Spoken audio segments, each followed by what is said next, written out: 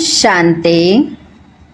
7 जुलाई 2026 की ईश्वरीय मधुर महावाक्य हैं।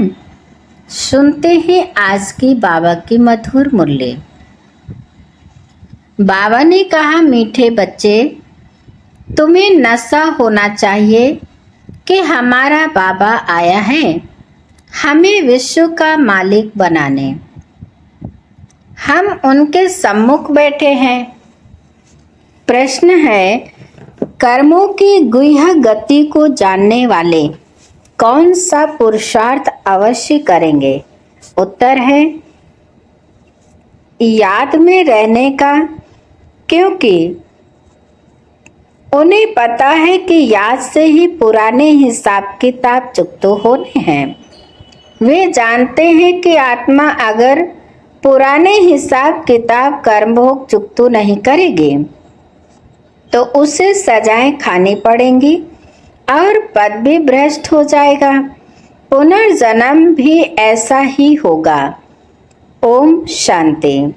बच्चों को अपार खुशी का पारा चढ़ता है जब देखते हो बाप दादा सम्मुख आए हैं, और यह भी बच्चे जानते हैं कि 5000 वर्ष बाद फिर से शिव बाबा ब्रह्मा तन में आया हुआ है। क्या करने? बच्चों को यह नशा चढ़ा हुआ है। सब बच्चे जानते हैं कि स्वर्ग का मालिक बनाने बाप आया हुआ है। हमको लायक बना रहे हैं। हमको तमो प्रधान से सतो प्रधान बनने की युक्तियां बार बार बता रहे हैं। युक्ति है बहुत सहज, बिल्कुल सहज याद बच्चों को सिखलाते हैं। अज्ञान काल में बाप को बच्चा होता है तो समझते हैं हमारा वारिस पैदा हुआ। तुम जानते हो इस समय बाप आकर हम बच्चों को एडॉप्ट करते हैं। यूँ तो तुम सब से बाबा के बच्चे हो, परंतु बाबा अपना कैसे बनाए जो हमको सुना सके और हम उनसे सुन सकें। शिव बाबा इस ब्रह्मा तन से कहते हैं, मैं तुम्हारा बाप हूँ, तुमको स्वर्ग का मालिक बनाता हूँ। सिर्फ तुम्हारी आत्मा जो पतित है वह न मुक्ति में न जीवन मुक्ति धाम में जा सकती है। तुम सब एक बाप के बच्चे हो, सबको बाप की मिल्कियत लेनी है। ढेर के ढेर बच्चे हैं, वृद्धि होती जाती है, एडॉप्ट करते जाते हैं। हे आत्माएं, अब तुम मेरी संतान हो। अपने को रूह आत्मा समझो। हमको बाबा मिला है जिसको आधा कल्प याद करते थे, यह कभी भूलो मत। आधा कल्प आत्मा इस शरीर द्वारा याद करती आई है। हे पतित पावन, हे दुखहर्ता सुख करता, क्योंकि रावण राज्य है ना। भल जो अभी समझते हैं हम बहुत सुखी हैं। हमको इतने पदम हैं, इतने मिल्स हैं, कारखाने आदि हैं। यह तो सब अल्प काल के लिए हैं। अंत में तो बहुत त्राही त्राही करने लग पड़ेंगे। दुख के पहाड़ गिरेंगे। इतनी सारी मिल्कियत सेकंड में खल्लास हो जाएगी। बाप से तुमको सेकंड में वर्षा मिलता है। कहते हैं तुमको सेकंड में स्वर्ग की बादशाही देता हूँ। यह पुरानी दुनिया खत्म हो जाएगी। लड़ाइयाँ लगेंगी, नेचुरल कैलेमिटीज होगी। सफाई तो चाहिए ना। तुम्हारी आत्मा भी अब पवित्र बन रही है। बाप दादा दोनों समझ सकते हैं बच्चे कितनी मेहनत करते हैं। बाप से वर्षा पाने की मेहनत बिल्कुल थोड़ी देते हैं। अपने को आत्मा समझ बाप को याद करो। वह रूहानी बाप है निराकार। हम आत्माएं उनको बुलाते हैं ना। बाप कहते हैं तुम्हारी आत्मा जो पतित है वह पावन कैसे बने? पतित पावन तो एक बाप है ना। पानी की नदी पतित पावनी है, तो झट से जाए गोता खाकर चले आना चाहिए। गंगा स्नान बहुत करते हैं, फिर भी पतित क्यों? रात दिन यही धुन लगाते रहते हैं, पतित पावन सीताराम। अर्थात सब जो भक्तियां हैं अथवा सीताएं हैं, सबका रक्षक एक राम परमपिता परमात्मा है। पतित पावन पतियों का पति वही है। वह जब आए तब आकर पावन बनाए। तो अब बाप कहते हैं मेरी श्रीमत पर तुमको चलना है और किसकी मत पर ना चलो। वह तो समझते हैं भक्ति से भगवान मिलेगा, जबकि भक्ति से भगवान मिलेगा तो ऐसे क्यों कहते कि भक्तों की रक्षा करने आएगा। भक्तों पर क्या आपदा पड़ी है जो रक्षा करेगा। रक्षा तब की जाती है जब कुछ आपदा होती है। बाप कहते हैं तुमने कितना दुर्गति को पाया है। यह है रौरव नरक, सब दुखी रोगी हैं। घर घर में देखो क्या लगा पड़ा है, दुखी दुख। इसलिए पुकारते हैं बाबा हमारे दुख हरो, सुख दो। भारत में ही सदा सुख था, अब दुख है। भारत की बात है और खंड तो है ही अलग, वह तो आते ही बाद में है। कोई 60 जन्म, कोई इनसे भी कम जन्म लेते हैं। 84 जन्म देवता धर्म वाले लेते हैं। तो इस हिसाब से आधा कल्प के बाद जो आएंगे उनको 84 से आधे जन्म लेने पड़ेंगे। ऐसे नहीं कि सब 84 का चक्र खाते हैं। मनुष्यों को तो जो आता है सो बोल देते हैं। अब तुम बच्चे बाप द्वारा अविनाशी ज्ञान रत्नों की झोली भर रहे हो। रत्न तो बहुत वैल्यूबल हैं। बाप समझाते भी बहुत सहज हैं। बाप कहते हैं तुम बुलाते आए हो, हे पतित पावन आकर हमें पावन बनाओ। तो बाप आए हैं। अब तुम समझते हो हम पावन बनेंगे तो स्वर्ग के मालिक बनेंगे। शिव बाबा हमको पत्थर बुद्धि से पारस बुद्धि, पत्थर नाथ से पारस नाथ बनाने आए हैं। भक्ति मार्ग के चित्र सब पत्थरों के बने हुए हैं। पत्थरों से माथा मारते हैं।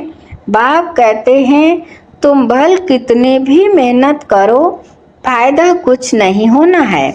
आगे तो तुम बलि चढ़ते थे, फिर भी क्या फायदा हुआ। करके देवी का दीदार होगा, फिर जैसे के तैसे। पतित पावन बाप आते हैं एक बार संगम पर। सतयुग में तो भक्ति मार्ग की बातें होती ही नहीं।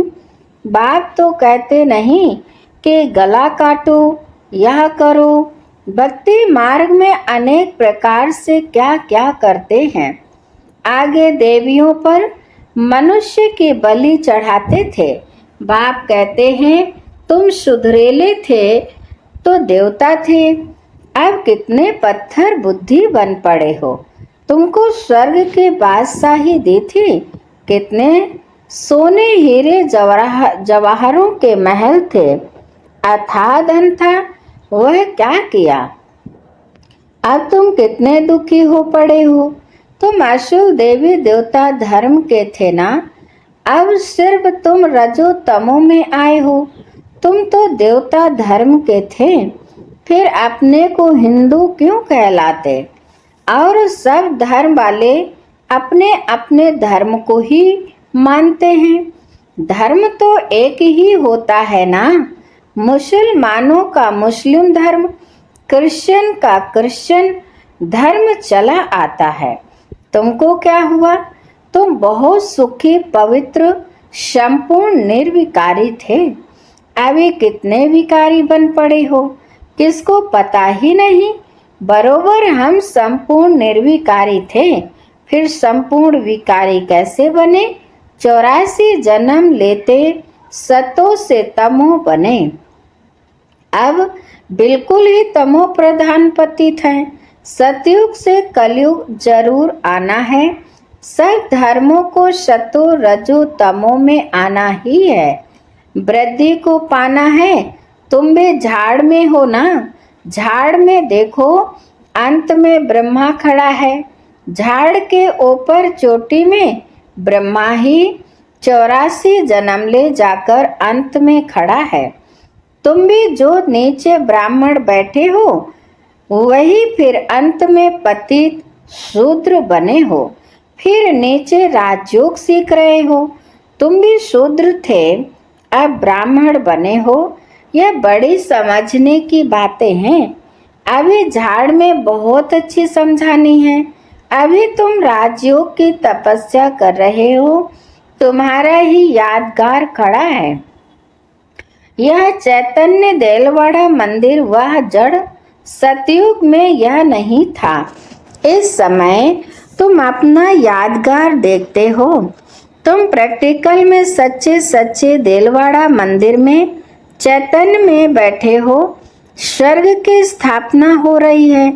फिर स्वर्ग में आएंगे तो यह मंदिर आदि कुछ होंगे नहीं। यह मम्मा बाबा और हम बच्चे बैठे हैं। हुबहू यह तुम्हारा मंदिर है। नाम ही रखा है मधुबन चैतन्य देलवाड़ा मंदिर। फिर जब भक्ति मार्ग शुरू होगा तो फिर यह मंदिर बनाएंगे।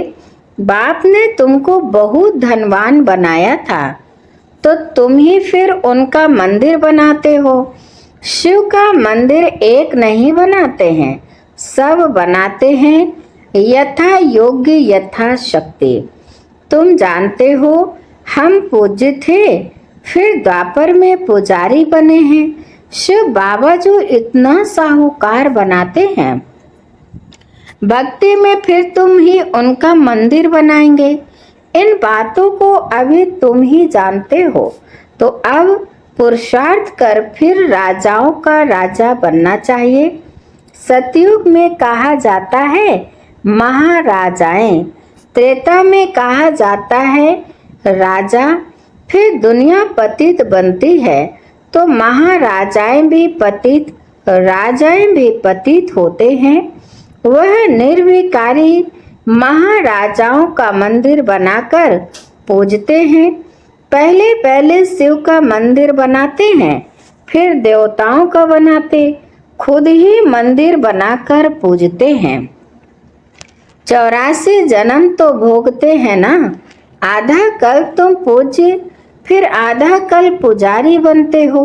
मनुष्य फिर समझते हैं भगवान आपे ही पूज्य, आपे ही पुजारी है। सब कुछ आपे ही देते हैं, आपे ही छीन लेते हैं। अच्छा, जबकि उसने दिया और लिया, फिर तुमको क्यों चिंता लगती है? तुम तो दृष्टि हो गए, फिर रोने की क्या दरकार है? बाप बैठ आत्माओं को समझाते हैं। अब तुम आत्मा अभिमानी बनते हो नंबर वार। कोई तो बिल्कुल बाप को याद करते ही नहीं है, देही अभिमानी रहते ही नहीं है। यहाँ कितना समझाया जाता है। अरे तुम आत्मा हो, परमात्मा तुमको पढ़ाते हैं। आत्मा में ही संस्कार रहते हैं। आत्मा ही बैरिस्टर आदि बनती है। आत्मा मजिस्ट्रेट बनती है। कल क्या बनेंगे? अगर आत्मा बाप को अच्छी रीति याद करती रहेगी तो फिर अमर लोक में जाकर जन्म लेगी। मृत्यु लोक में फिर दूसरा जन्म नहीं लेंगे। अगर कुछ हिसाब किताब रहा हुआ होगा तो सजा खानी पड़ेगी। कर्म भोग कर चुकतू करना होगा, फिर पद ऊंच नहीं मिलेगा। यह कर्मों की गुह्य गति बाप बच्चों को ही बैठ समझाते हैं। यह भी बच्चे जानते हैं सतयुग है सतो प्रधान, हर चीज वहाँ सतो प्रधान होती है।